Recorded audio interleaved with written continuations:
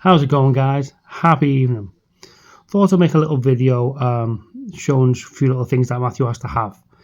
Now, I know obviously I've mentioned this condition Homocystinuria, also known as HCU, and I've also shown a video on my page of the diet foods that he has, all on prescription, all the breads and cakes and porridges and all this stuff, and the pastas and everything.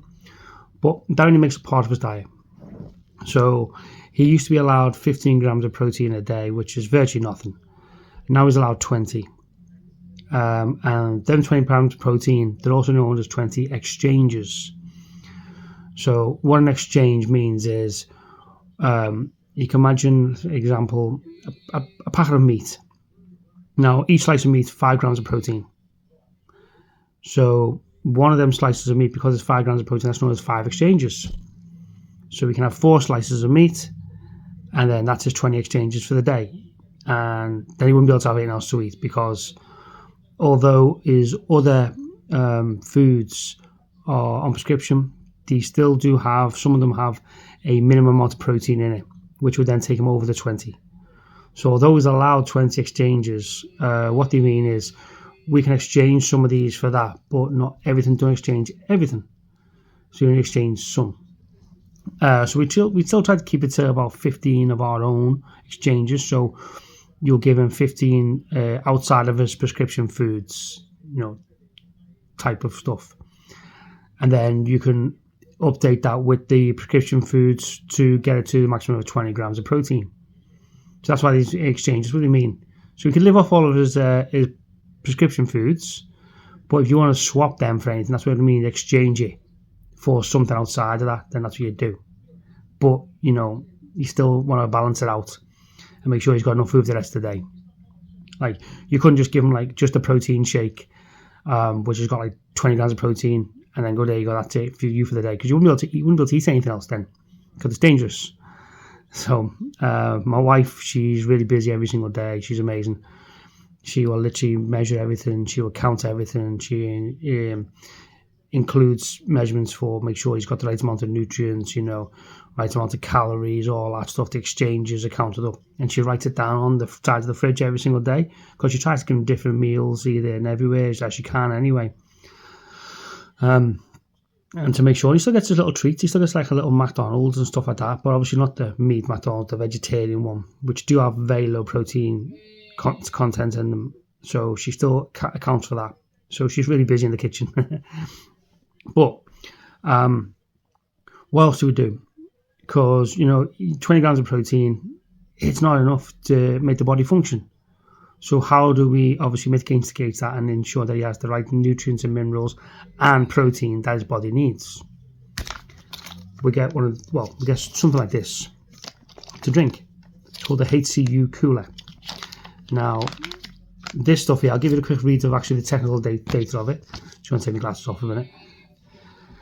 HCU cooler is a ready-to-drink, methionine-free, that's important, protein substitute containing essential and non-essential amino acids, carbohydrates, vitamins, minerals, trace elements, with sugars and sweetener.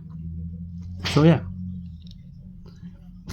these here, he has to have, this is a 10, but he has to have a 20 twice a day and a 10. So he has the 20 in the morning, 10 in the afternoon, and the 20, they were obviously bigger, the 21 in the evening as well. So he has 3 of these a day.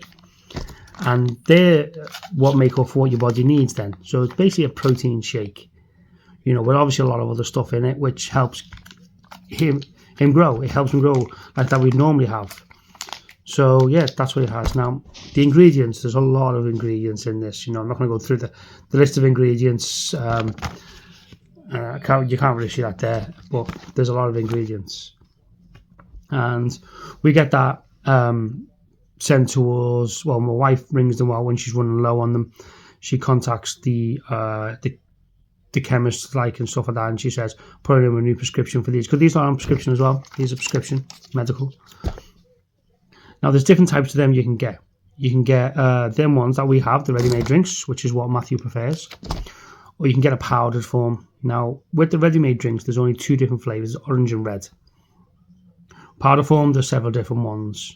So you could have different flavors, whatever the taste is. Matthew doesn't like, we've tried him with the powder ones, he doesn't like them. He prefers them, you know, the little drinks and stuff. But a big thing about these drinks is, once you've had them, you have to drink water. They're very sticky. They're quite a sticky, if you ever build some on yourself, they're very sticky. So you drink that inside, it's going to be sticky in your throat and stuff. Always have a drink with it. Whereas the powder ones, they come with the drink, so it's not too bad, you know. So we give him one of these, and then we give him like a cup of water or a cup of juice or whatever, and he washes that down with it. And that's what sustains, that's what keeps him going. So I hope this has been informative for anyone who knows about homocystinuria or who's interested in it, or, you know, anyone who might have just been diagnosed or worried about diagnosis. I'm going to start doing a few more like videos and stuff like that, talking about the type of foods we give him. I'll show you some of the recipes that my wife cooks, because she's amazing. She makes all these recipes from scratch, and she tries all new ideas on them all the time, whilst at the same time measuring and making sure that they're all within his limits of nutrition, protein, you know, all that stuff. But yeah, so that's what I'm going to be doing. But yeah, thank you for watching, and have a good evening, everyone.